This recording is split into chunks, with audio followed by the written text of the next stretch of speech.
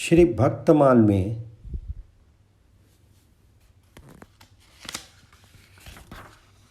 भक्ति तथा ज्ञान के प्रकाशक आचार्य श्री पर्वत जी और श्री पराशर जी। श्री पर्वत जी इनकी देव ऋषियों में गणना है। महाभारत में इनका और श्री नारद जी का अनेक स्थलों पर साथ साथ वर्णन पाया जाता है। श्री नारद जी की ही तरह ये भी विचरणशील स्वभाव के हैं।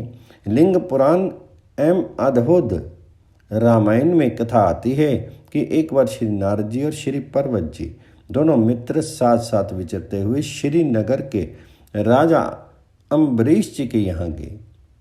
राजा ने इनका बड़ा स्वागत सत्कार किया और अपनी लाडली बेटी जिसका नाम श्रीमती था उसको बुला करके मुनि के चरणों में प्रणाम करा करके उसके भाग्य के संबंध में जिज्ञासा की। दोनों ही मुनि श्रीमती के सुंदर रूप एवं शुभ लक्षणों पर मोहित होकर के उसको पृथक पृथक राजा से मांगने लगे। राजा का ये उत्तर मिलने पर कि कन्या जिसको जयमाला पहना दे वही ले जाए। दोनों पृथक पृथक भगवान जी के यहाँ गए और दोनों ने ही उनसे सवृतांत कह करके अपना अपना मनोरथ प्रकट किया। नारद जी ने पर्वत ऋषि का मुख बंदर का सा और पर्वत ने नारद मुनि का मुख लंगूर सा कर देने के लिए पृथक पृथक प्रार्थना की और साथ ही ये भी प्रार्थना की कि राजकुमारी को ही वह रूप दिख पड़े, दूसरे को नहीं। भगवान जी ने दोनों से एवं वस्तु कहा। तत्पश्चात दोनों ही राजा के यहाँ गए। राजा ने बुला करके कहा, दोनों ऋषियों में से जिसे चाहो उसे जयमाल पहना दो। कन्या जयमाल लिए खड़ी है। उसे वहां एक बंदर, एक लंगूर और एक सुंदर धनुष बाणधारी पुरुष देख पड़े।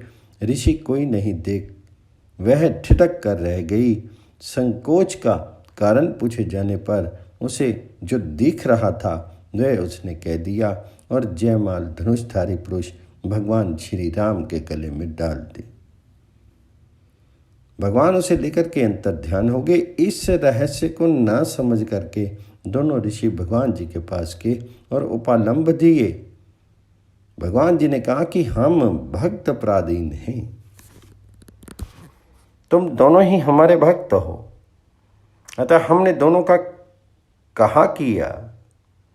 ऋषियों को जब यह मालूम हुआ कि ये ही कन्या को ले गए, दोनों ने ही उनको शाप दिया कि मम अपकार कीनी तुम भारी, नारी बिरह तुम होब दुखारी, कपि आकृति तुम कीनी हमारी, करी हहीं कीस सहाय तुम्हारी।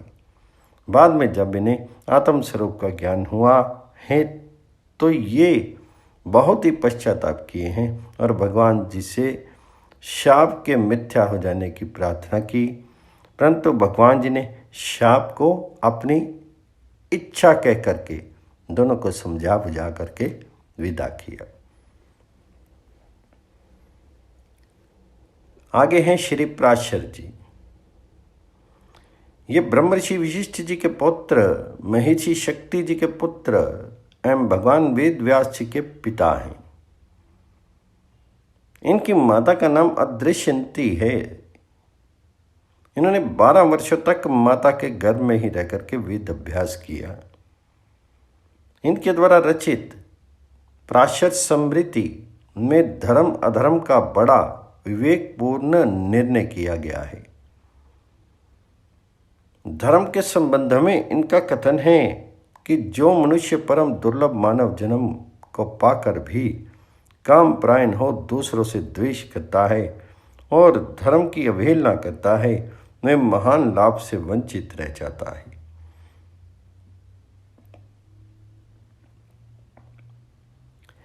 भगवत स्मरण की महिमा वर्णन करते हुए कहते हैं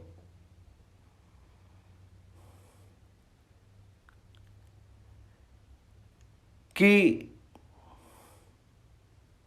प्रातःकाल, सायंकाल, रात्रि में अथवा मध्याह्न में किसी भी समय श्री नारायण का स्मरण करने से पुरुष के समस्त पाप तत्काल क्षीण हो जाते हैं।